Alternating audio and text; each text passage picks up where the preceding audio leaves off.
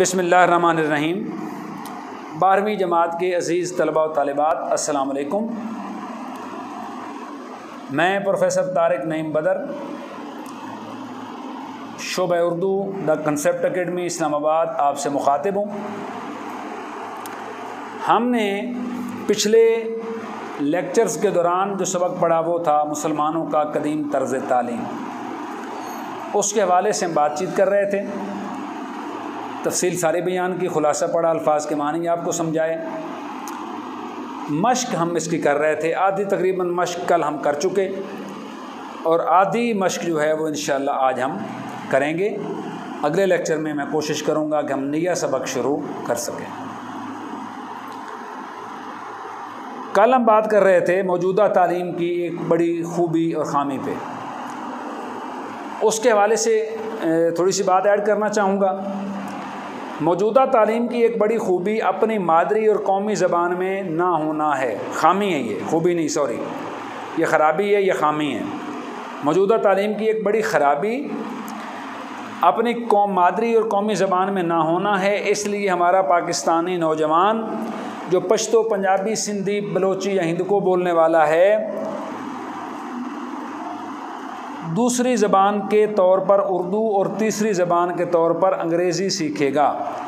इससे तालिब इल्म पर पढ़ाई का बोझ बढ़ता है। ये ख़ामी है। जबकि दुनिया के जितने भी तरक्की याफ्ता ममालिक हैं उनमें तालीम मादरी ज़बान में दी जाती है, क्योंकि बच्चे के लिए मादरी ज़बान में सीखना ज़्यादा आसान होता है।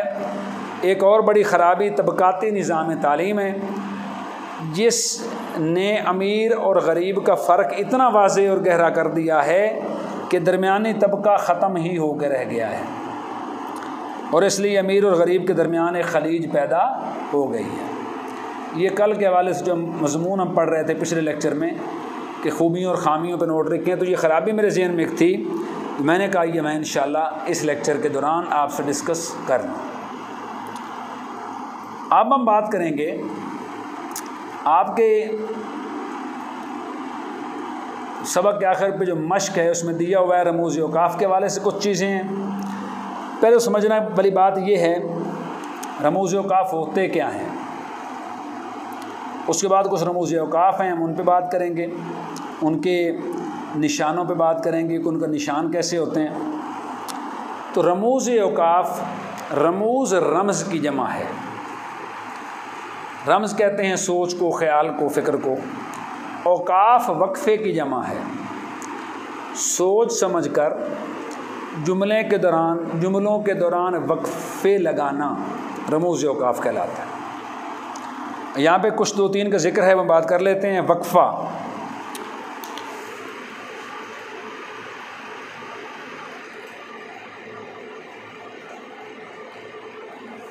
वक्फ़े की ये अलामत होती है, इसका ठहराव सख्ता से ज़रा ज़्यादा होता है।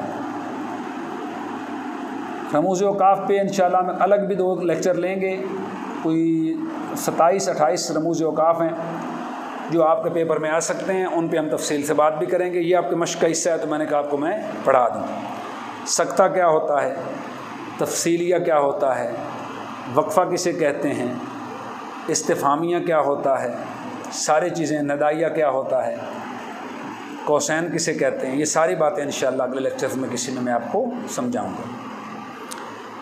यानी यहाँ सख्ते की निस्बत ज़्यादा ठहरा जाता है। इसका इस्तेमाल उस वक्त होता है जब एक जुमले में कई छोटे जुमले आएँ। मसलन इसकी मिसाल है,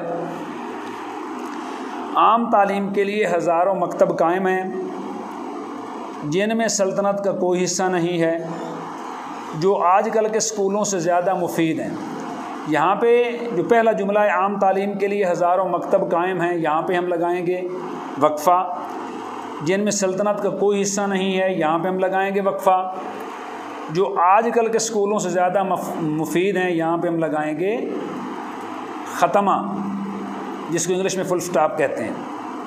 इसी तरह अगर किसी जुमले के मुख्तलिफ़ अज्ज़ा पर ज़ोर देना हो तो भी ये इस्तेमाल होता है। कैसे? जैसे करना, उसके बाद वक्फ़ा है, फिर है वैसे भरना। जिसकी लाठी वक्फ़ा है, उसकी भैंस। ये इसका अंदाज़े बयां है वक्फ़ा का। दूसरा लफ्ज़ है राबता।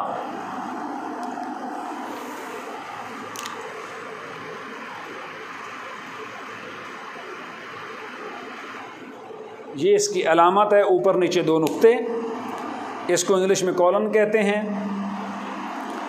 इसका इस्तेमाल वहाँ होता है जहाँ वक्फ़े से ज़्यादा ठहरना मकसूद हो।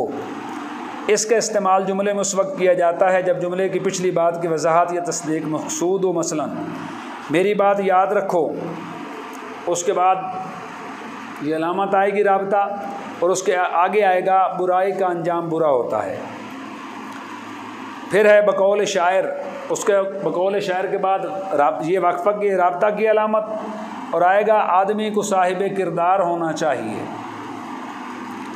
तीसरे नंबर पे है तफसीलिया, कॉलन एंड डैश। कैसे?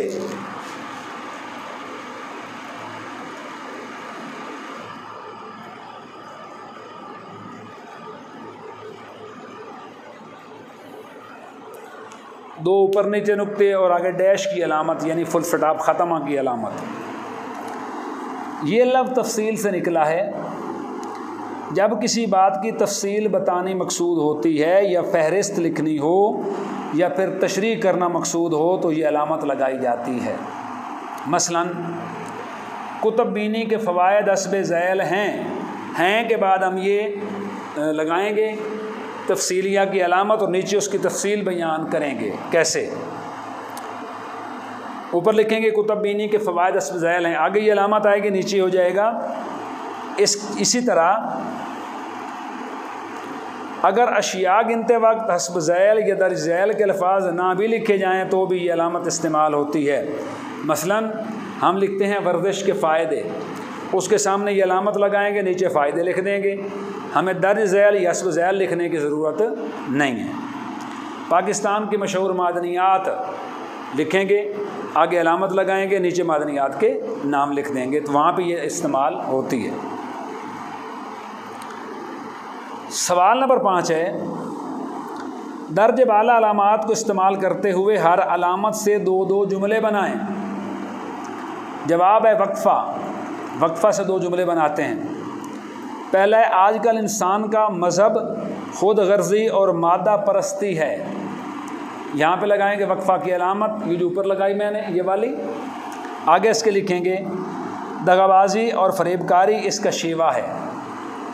दूसरा जुमला, नेकी कर, वक्फ़ा, दरिया में डाल।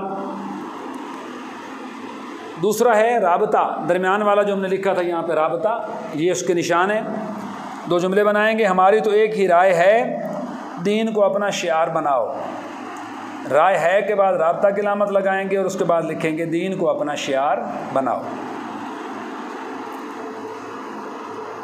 दूसरा है क्या खूब मकूला है, राबता की अलामत, इत्तफाक में बरकत है।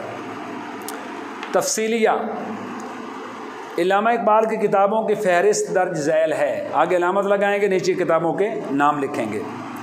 इंटरनेट के फ़वायद और नुकसानात, अलामत लगाएंगे ये तफसीलिया की, नीचे उसके फ़वायद और नुकसान अलग अलग लिखेंगे। सवाल नंबर 6, इस मज़मून में इस्तेमाल किए गए मुख्तलिफ़ मुरक्कबात की फ़हरिस्त तैयार करें। मसलन मुरक्कब अतफ़ी, मुरक्कब इज़ाफ़ी, मुरक्कब तौसीफ़ी, मुरक्कब ताबे मौजू और मुरक्कब ताबे महमल। जवाब है मुरक्कब अतफ़ी कौन कौन से हैं जो सबक में इस्तेमाल हुए, मैं पढ़ देता हूँ, आप सुन लें। तसनीफ़ व तालीफ़, वाओ मुरक्कब अतफ़ी है, लव हरूफ़ अतफ़ है। दो अल्फाज के दरमियान में जब वाओ आ जाएगा तो वो कहलाएगा मुरक्कब अतफ़ी। वाओ हर्फ़ अतफ़ है। तालीम व ताल्लुम, सनद व रवायत, वसी और मुरतब, फ़लसफ़ा व मंतक, कसर व ऐवान, माहिरीन व मुजतहिदीन, उलूम व फ़नून, शहर बल्कि गाँव।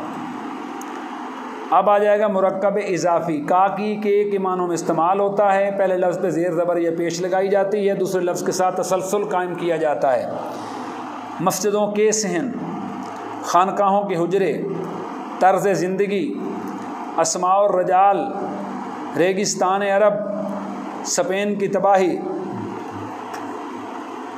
अहले कमाल, और अहादीस नबवी, ये मुरक्कब इजाफ़ी हैं। अब आ जाते हैं मुरक्कब तौसीफ़ी। नाम से ज़ाहिर इस मुरक्कब में वस्फ़ बयान हो, खूबी बयान हो।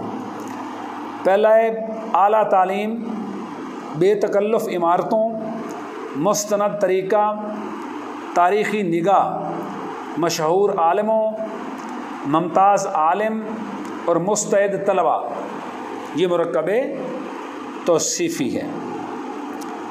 नंबर 4 पे मुरक्कब ताबे मौजू, दूर दराज। मुरक्कब ताबे महमल, ये सबक में शामिल नहीं है। मुरक्कब ताबे मौजू पहले बात करते हैं, फिर मुरक्कब ताबे महमल पे बात करेंगे। मुरक्कब ताबे मौजू क्या होता है? ऐसा मुरक्कब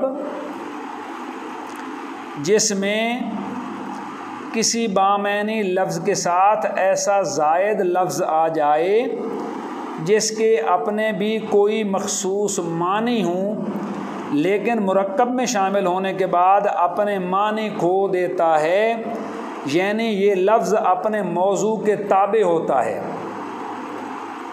जैसे पकड़ धकड़, भोला बसरा, चाल ढाल वग़ैरह, इनके अपने अपने मानी हैं, लेकिन ढाल चाल के मौजू के ताबे है, बसरा भोला के मौजू के ताबे है और धकड़ पकड़ के मौजू के ताबे है।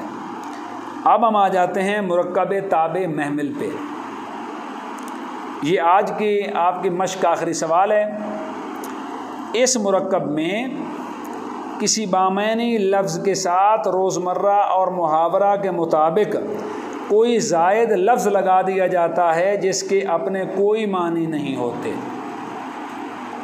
दोहरा देता हूँ, इस मुरक्कब में किसी बामानी लफ्ज़ के साथ रोज़मर्रा और मुहावरा के मुताबिक कोई ज़ायद लफ्ज़ लगा दिया जाता है जिसके अपने कोई मानी नहीं होते। पानी वानी, रोटी वोटी, बात बात वग़ैरह, इन मुराकबात में वानी, वोटी और वात महमिल हैं। यहाँ पे होता है अज़ीज़ तलबा व तालिबात आज का सबक मुकम्मल। इंशाअल्लाह कल हम नए सबक के साथ हाज़िर होंगे। उम्मीद वासिक है आपको बतरीक़ हसन इन सारी बातों की समझ आ गई होगी। कोई बात मेरे अज़ीज़ तलबा व तालिबात आपको समझ नहीं आती, कोई बात तशरीह तलब है, कोई बात तफसील तलब है, आप ज़रूर सवाल करें, ज़रूर पूछें, मैं आपका जवाब देने के लिए मौजूद हूँ। आपके सवालों का वीकेंड आता है, हम आम तौर पर समझते हैं छुट्टी का दिन है, आराम करो। मेरा आपको मशवरा है, आप पिछले पूरे हफ्ते के लेक्चर्स निकाल के दोबारा से सुना करें। नुकात जितने भी हैं आपके पास वो नोट किया करें, अल्फाज के माने नोट करें, सवालों के जवाब आपको लिखवाए जाते हैं वो आप याद किया करें और उनको याद करके अपने पास नोटबुक पे लिखा करें। इसे आप अपना वीकेंड का काम भी समझ सकते हैं। ये हमारा वीकेंड का होमवर्क है, घर पे बैठ के हमने ये करना है। वक्त ज़ाया ना करें। याद रखिए अज़ीज़ तलबा व तालिबात, रब रहीम ने ये ज़िंदगी हमें एक बार दी है, ये दोबारा नहीं मिलेगी। इसको अच्छे कामों में सर्फ करना चाहिए, बुरे कामों में ज़ाय नहीं करना चाहिए। तो इंशाअल्लाह मिलते हैं अगले लेक्चर में। बहुत शुक्रिया। अल्लाह आपका हामी हो, नासिर हो। Thank you.